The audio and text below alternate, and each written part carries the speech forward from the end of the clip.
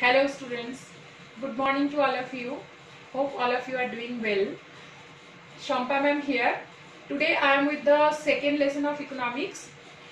The topic is people as resource. So first of all, let us discuss what is a resource. Resource means the thing or anything or any it can be any matter or anything which have the ability or capacity to fulfill the need of us, the need of human being. If the thing is too much valuable monetarily but cannot fulfill the need of us, that means it has no meaning. It is meaningless. So people as resource, when we talk about, that means the human being have the capability or ability to fulfill the need of other human being or the need of the society or the country. That is why we say that people as resource. That means we are talking about the human resource. That means the human being is not, population of a country is not liability, it is an asset. Very important to remember about, the population of a country is not liability of that country, it is an asset. Because the human being only can turn the other resources into more valuable products. That is why they are called human resource. So let us see here, population an asset, not liability. So people are considered as resources because they have skills, mind and knowledge to do various things.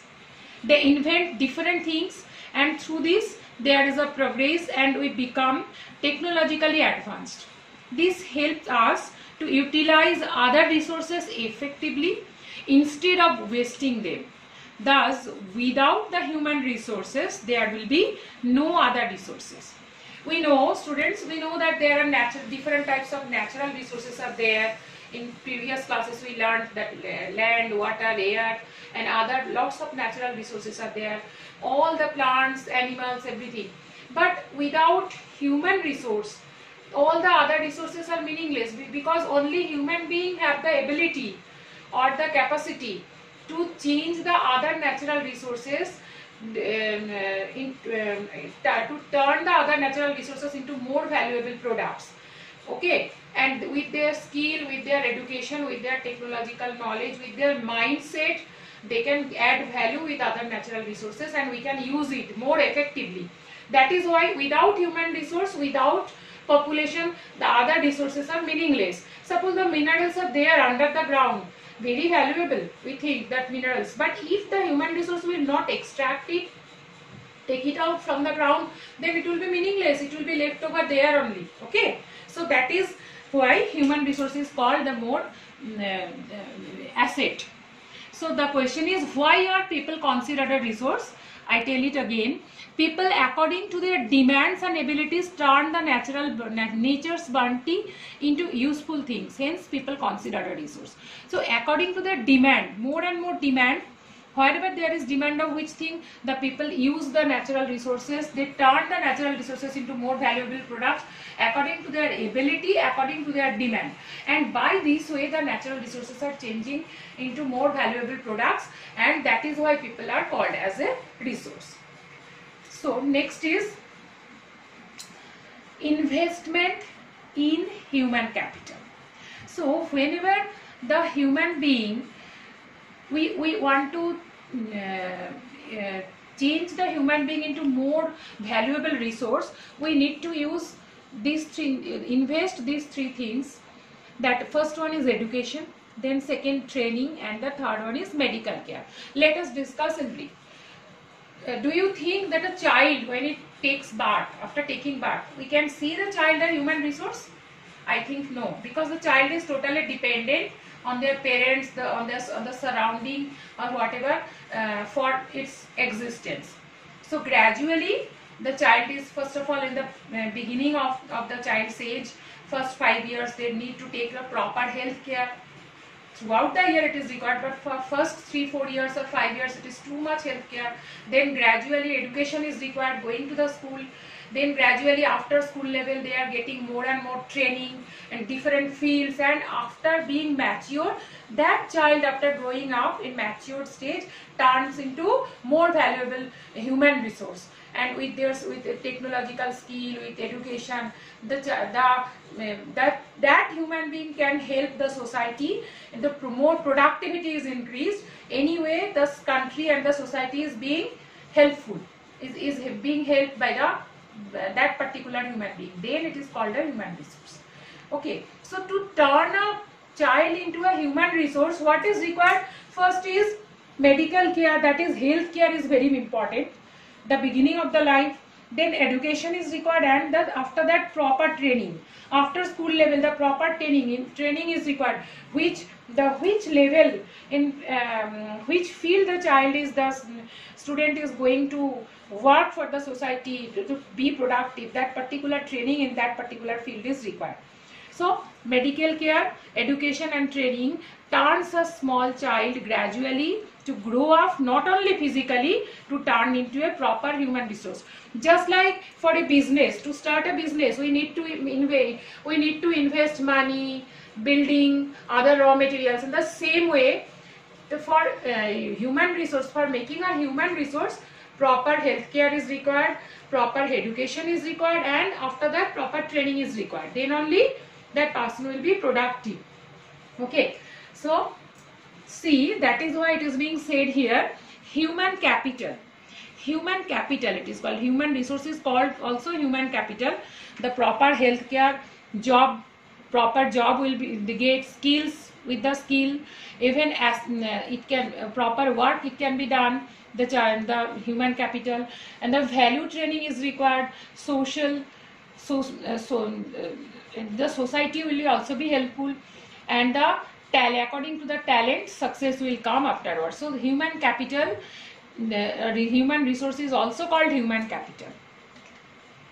See here, first of all, in the beginning of the life, the proper health care is required. After that, the preschool program, that is proper health care and preschool program, the training. Then schooling, that is very important for a child to grow up.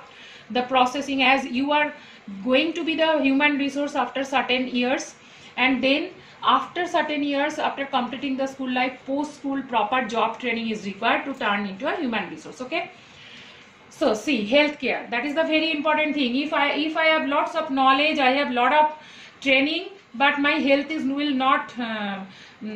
be not okay, so I will be not able to work, I will be not productive, and productivity is very important for a human resource. And then it is education. Education is an important input for growth of human resource. It opens new horizon for them, provides new aspiration, and develops value of life.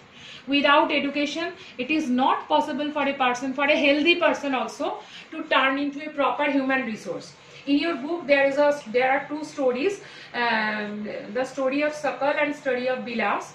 You please go through this. I suggest you to read these stories in this chapter only. If you go through this, you will understand that Sakal was going to school and Bilas was not going to school, and there are a lot of difference in their life afterwards. One was too much productive, who was going to the school and educated, and another one, and the other way, though he was healthy, but because of lack of education, he was not able to be too much productive on that way. So this is education is very important. And even education, not only for the child, even if the parent is educated parents understand the value of education, and hence invest in their child's education to secure a better future for the child.